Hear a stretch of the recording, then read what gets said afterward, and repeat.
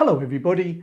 In a previous video, we looked at the English that we use when going to the toilet to do this. You can check out that video by clicking on the link above or in the description box below. In this video, we will be looking at the English words and expressions that we use when going to the toilet to produce this. Very young kids will use the expression to do a number two when referring to this action, but we also have the verb and the noun to poo, although the North American version, poop with the additional P at the end, is becoming more and more common throughout the English-speaking world. Either poo or poop is acceptable in general forms of society. So if you really have to discuss this, then use the word poo or poop as a verb or a noun. The word that is perhaps most known, particularly amongst teenage English learners, is the word shit, which, like poo and poop, can be used as a noun and a verb. If it is used as a noun, then the verb that we put with it is usually to have or to take, which, when you think about it, is quite strange, because to take that is probably the last thing that we want to do with it.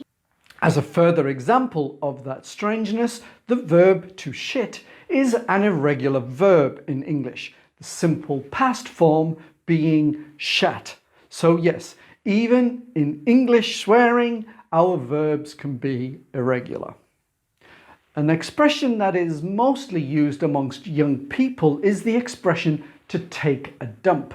But this is often seen as a vulgar or an offensive expression, so it's only really said amongst people that are familiar with each other. In the medical profession, this physical object is called a stool. So you may be asked, if you are ill, to give a stool sample, or somebody who is ill may be asked by a doctor if they have blood in their stool. We also have more biological, scientific words, such as to excrete, which actually means to remove bodily waste. So that also includes urine and sweat. We also have the word to defecate, which literally means to remove solid waste from the body. So it only ever refers to this particular action. In the animal kingdom, we have other words for this depending on what it actually looks like. Animals such as cows and horses will produce something called a pat, not to be confused with a patty, which is the presentation of meat in a fast food restaurant.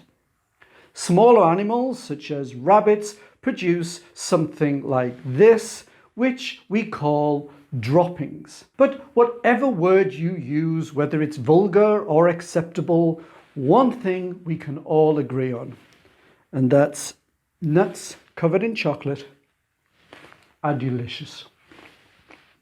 Thank